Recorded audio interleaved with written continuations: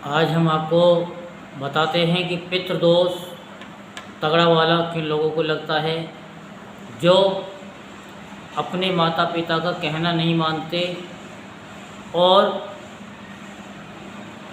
बुढ़ापे में उनकी सेवा नहीं करते,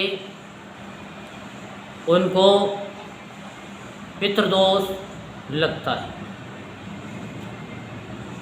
और फिर श्राद्ध के समय पर उनका वो श्राद्ध करते हैं तो पितृ उनके श्राद्ध को ग्रहण नहीं करते और वो साल भर तक परेशान ही रहते हैं। बहुत तगड़े वाले परेशान रहते हैं, क्योंकि उनके पितृ उनका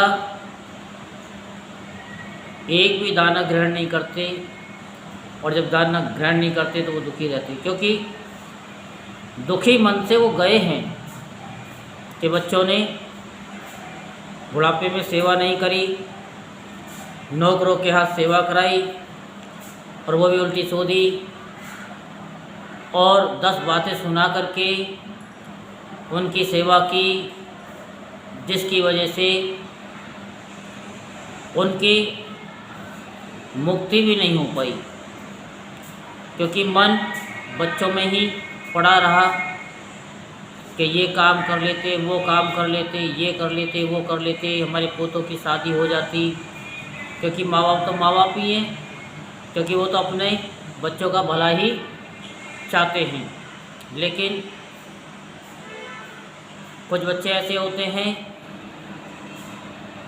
कि माँ बाप जरा से ऊंचा सुनते हैं तो उन पे चिल्ला चिल्ला करके आते हैं कि तुम्हें सुना ही नहीं देता, ये नहीं करता, वो नहीं होता।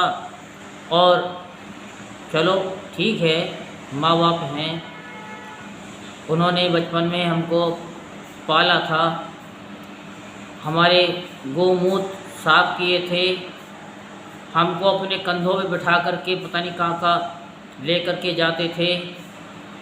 माँ भी जो है अपने बच्चे को रात भर गीले में सोती थी, उसको सूखे में सुलाती थी, लेकिन बच्चे इतने वो हो जाते हैं कि बस माँ बापों को ध्यान भी नहीं रखते हैं।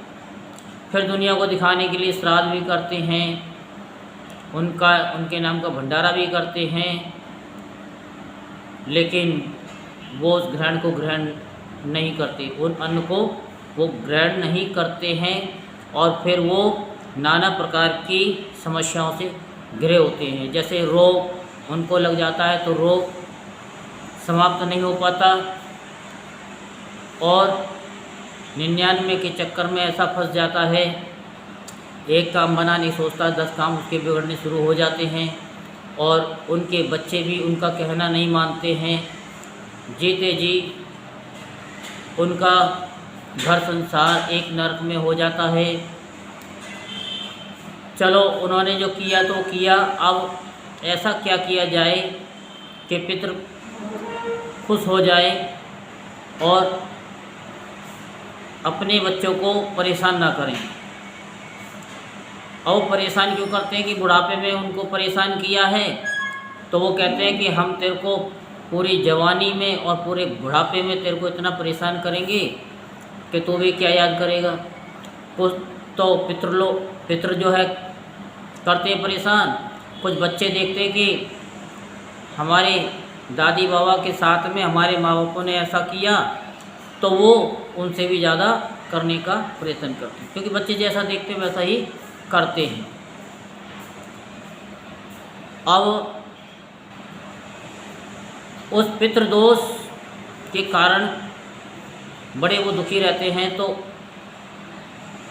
पितृदोष कैसे हटे और कैसे हमारे बुजुर्ग लोग आकर के हमारी हर समस्याओं के बारे में बताएं, सपने में या किसी भी वेश में आकर के बताएं, तो उसके लिए हमें क्या करना चाहिए।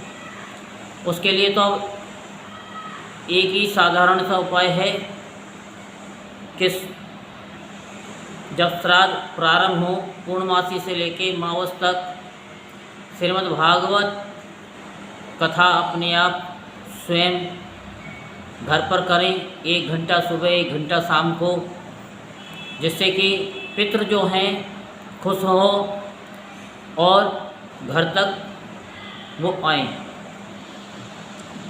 तभी पितृ खुश होते हैं। आप पूरे नवरात्र ये जो है श्राद्धों में करके देखो और फिर नवरात्रों से इसका परिणाम आपको दिखना शुरू हो जाएगा कि हर कार्य जो आपके बिगड़ते जा रहे थे वो धीरे धीरे शनि जो है बनते हुए चले जाएंगे। ये एकमात्र एक ही उपाय है। और श्राद्ध में कभी भी नई झाड़ू खरीद के नहीं लानी चाहिए और नमक कभी खरीद करके नहीं लाना चाहिए श्राद्धों के समय में। और श्राद्ध के समय पर क्या करें, अगर श्राद्ध आप कर रहे हैं तो उस दिन या श्राद्धों में सरसों का तेल कभी खरीद के ना लाएं और सरसों के तेल में या रिफाइंड में पूड़ी ना बनाएं। जो भी बनाएं वो केवल किस में बनाएं, शुद्ध देसी घी में। और देसी घी में बना करके अपने पितरों के निमित्त करें।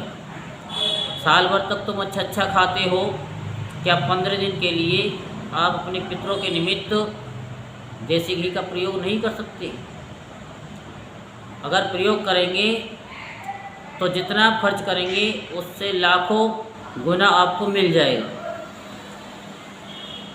तो तेल में कदापि ना बनाएं, रिफाइंड में कदापि ना बनाएं, शुद्ध देसी घी में पूड़ी बना करके उनको भोजन कराना चाहिए।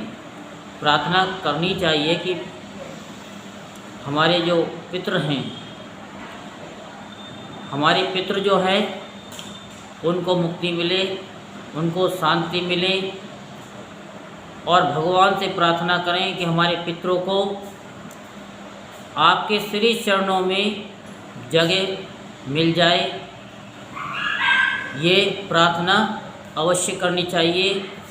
इस तरह करने पर उनको भगवान के चरणों में जगह मिलती है और आप लोगों को भी सुख शांति का वातावरण ग्रस्त में भी बनता है। इस श्राद्धों में नमक का और गुड़ का दान करना चाहिए। जूते चप्पल का भी दान करना चाहिए।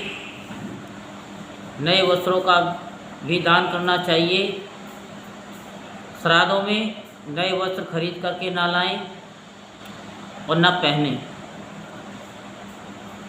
और जो कहते हैं कि हम पितरों को नहीं मानते, पितृ कौन होते हैं? तो भाई जिसने इस मृत्यु लोक में जन्म लिया है उसके पितृ होते हैं। भाई हमारे तो पितृ हैं, आप लोगों के भी पितृ जरूर होंगे। क्यों होंगे? जिसने अपनी माँ का दूध पिया है उसको तो पितृ होते ही होते हैं, और जिसने अपनी माँ का दूध नहीं पिया उसके तो पितृ होते ही नहीं। तो इसलिए अपने पितरों को माने कि पितृ हैं, और जब पितृ हैं तो उनको भोजन कराएं। क्योंकि पितरों के लिए ये 16 दिन ही बताए गए हैं शास्त्रों में। नारायण जी ने भी इनको 16 दिन के लिए मृत्युलोक में लगभग 1 घंटे के लिए भेजते हैं प्रतिदिन दोपहर के समय। जो हमने पिछली वीडियो में बताया था कि 11:34 से लेकर के 12:24 तक पितृ आते हैं और उस भोजन को ग्रहण करते हैं। तो इसलिए पितरों के निमित्त ये भोजन कराएं, दान आदि करें, लेकिन ये नहीं कि वो बीड़ी पीते हैं तो ब्राह्मणों को बीड़ी का दान करें। बहुत से सिगरेट का भी दान करते हैं ना, सिगरेट का दान नहीं करना चाहिए। अब वो दारू पीते हैं तो क्या तुम दारू का दान करोगे? तुम जैसा तो नालायक व्यक्ति कोई है ही नहीं फिर इस संसार में। और ये जो अच्छी चीज़ खाते हैं, जो उनको ज़्यादा प्रिय है, वो खिलाइए ना। अब ये क्या कि बीड़ी वो पीते हैं तो बीड़ी पिलाएंगे कि बीड़ी पियो, वो तम्बाकू खाते हैं तो तम्बाकू खाइए। ऐसा नहीं करना चाहिए, इससे दोष लगता है। पितृ आते आते भी वापस भाग जाते हैं, जिस स्पीड से आते हैं ना उससे 1000 गुना स्पीड से भाग जाते हैं। इसलिए बड़े ध्यान से सुनो और वीडियो को बार बार सुनो और लाइक करो, सब्सक्राइब करो और आगे शेयर भी कर दो, जिससे आपका भी भला हो औरों का भी भला हो। राधे राधे तो बोलना ही पड़ेगा।